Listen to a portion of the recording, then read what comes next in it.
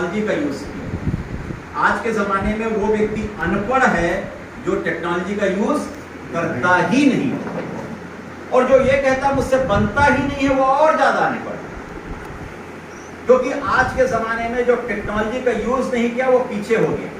मैं ये घड़ी पहना हूं, ये टाइटन की है। पहले जमाने में एक घड़ी आती थी जो HMT की होती थी, जानते हैं? आज HMT की घड़ी खोजो तो भी मिलेगी नहीं। आपके हाथ में जो मोबाइल है उसमें देखना कोई वीवो का होगा, कोई OnePlus का होगा, कोई सैमसंग का होगा, कोई एप्पल का होगा, लेकिन नोकिया का क्यों? क्योंकि नोकिया ने परिवर्तन को स्वीकार करने से मना कर दिया, तो मार्केट से बाहर। तो आप भी वैसी हो जाए। जो व्यक्ति परिवर्तन को स्वीकार नहीं करता है वो व्यक्ति मार्केट से बाहर हो जाए। और आपको बाहर होना है तो परिवर्तन को स्वीकार नहीं करना।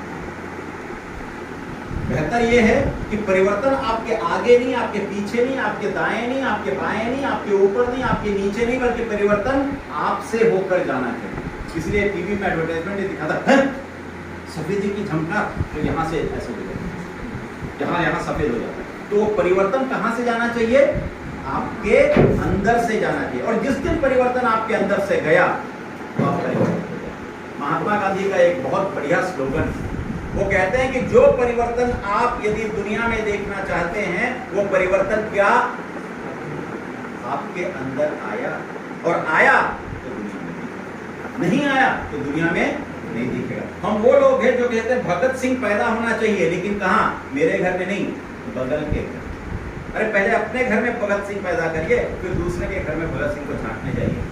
पहले अपने घर से चैरिटी करिए, फिर दूसरे के घर में भिक्षांदेही मांगने जाइए। पहले अपने घर से ही, इसलिए भिखारी वही काम करता है। भिखारी जब बैठे रहता है घोड़े को बिछा के, तो कई सारे नोट लगा दिए रहता है। 100 रुपए का लगाता है, 50 रुपए का लगाता है, 2 रुपए का, 1 रुपए का, सब रखा रहता है। आपको लगता है बहुत लोगों ने दिया होगा, वो आपको टेम्प्ट करता है कि देख मेरे को 100 रुपया भी है, 50 रुपया भी है। आप भी सोचते हुए 1 रुपया दूंगा तो इसको क्या बुरा लगेगा, तो 10 रुपया निकाल के दे देता है। वो आपको टेम्प्ट करता है कि 100 रुपया भी कोई दे के गया है, तो दिया रहता है, नहीं दिया रहता नहीं मालूम, लेकिन झांसा तो आपको दे देता है। तो ऐसी ही हमको भी करना है।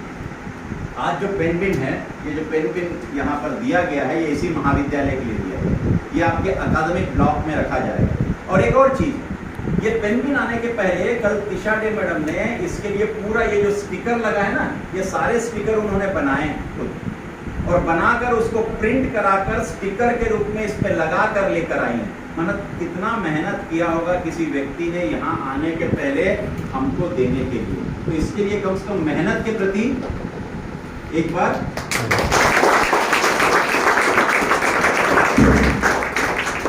तो ये जो अभियान है, महाविद्यालयों में जो अभियान होता है, एक बात मान के चलिए कि आपको पढ़ाई के साथ साथ बहुत सारे दूसरे चीजों के भी ज्ञान होने चाहिए। इसलिए भी होना चाहिए कि आप आने वाले अपने भाई को, बहन को, अड़ोस को, पड़ोस को, इधर उधर सबको इन चीजों के बारे में बता सके। इसलिए टेक्नोलॉजी का जितना उपयोग कर सकते हो आप करो, और यदि आप नहीं कर पाए तो आप इस दुनिया में किसी काम के नहीं रहेंगे। इसलिए बेहतर है आपके पास जो मोबाइल है उसका अधिक से अधिक उपयोग हमको आना चाहिए, और जिस दिन आपको आ गया उस दिन कर लो दुनिया मुट्ठी में। और इसलिए हम उसको कहते हैं, वो कौन सा फोन है? स्मार्टफोन है। लेकिन हम यूज करने वाले कभी स्मार्ट बन नहीं पाए। हमें भी स्मार्ट बनने की आवश्यकता है। और स्मार्ट में से एस हटा दो तो बचा क्या? मार्ट। मार्ट मतलब बाजार, और मार्ट में से एम हटा दो बचा क्या? आर्ट। तो हमारे पास आर्ट होना चाहिए ताकि हम उसको कहां ले जाके बेच सकें? मार्ट में। और जिस दिन आपका आर्ट मार्ट में बिक गया, आप क्या बन जाएंगे? बस आपको करना है। ठीक, तो ऐसे लोग आते रहेंगे महाविद्यालय में, पढ़ाई बदस्तूर जैसे चलेगी चलती रहेगी, लेकिन ऐसे लोग का आना आवश्यक है कि नहीं है? है। और ऐसे कार्यक्रमों का होना आवश्यक है कि नहीं है?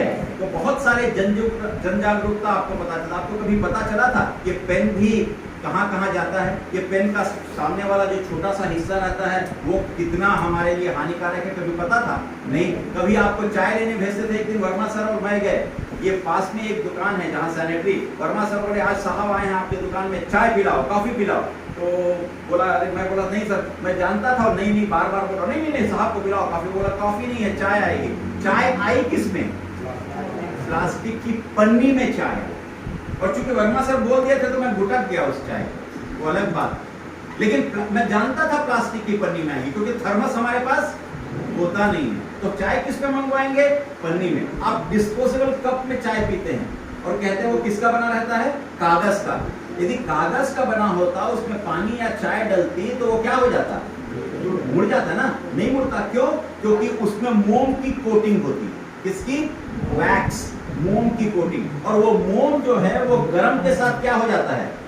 आप यहाँ मोमबत्ती जलाइए और जैसे ही जलाएंगे तो मोम क्या होता है? पिघलता है। वो मोम भी चाय के साथ पिघल के कहाँ गया? इसीलिए जब प्रशासनिक अकादमी में ट्रेनिंग हो रही थी और जैसे ही मैंने उसको देखा कि वो उसमें दे रहा है, तुरंत मैंने वहाँ के इंस्ट्रक्टर को कहा कि सर इसमें हम चाय नहीं पियेंगे, चीनी मिट्टी के कप आप मंगवा दीजिए। क्यों? फिर मैंने बताया। अगले बार से ये हुआ कि तुरंत चीनी मिट्टी का कप ऑर्डर हुआ। दूसरे दिन नहीं हुआ, लेकिन तीसरे दिन से सारे के सारे लोग चीनी मिट्टी के कप में पीने लगे। तो कहीं ना कहीं परिवर्तन इस तरीके के होने चाहिए। गाहे बगाहे, जाने अनजाने, हम न जाने कितना अपने अंदर में चीजों को लेते हैं, तो थोड़ी सी सजगता हमें बरतनी चाहिए। एक झोला लेके चलने में भी कोई दिक्कत नहीं। मेरे कार में भी 2 झोला अवश्य रहते हैं। मैं कभी भी बाजार पन्नी लेकर जाता नहीं, और पन्नी में कुछ डाल के भी देता है तो मैं झोले में डाल देता हूँ, पन्नी उसी को लौटा देता हूँ। तो थोड़ा थोड़ा ऐसा प्रयास यदि करें हम, तो हम कम से कम इस ओर जा सकते हैं। दिशा मैडम आई, इस महाविद्यालय में उपस्थित हुई, हम सभी को अभिप्रेरित की, अपनी वाणी से हमको समझाई, हमें नई चीजों की जानकारी दी, और इतना सब हमारे लिए करके आई। इसीलिए इनका एक बार फिर जोरदार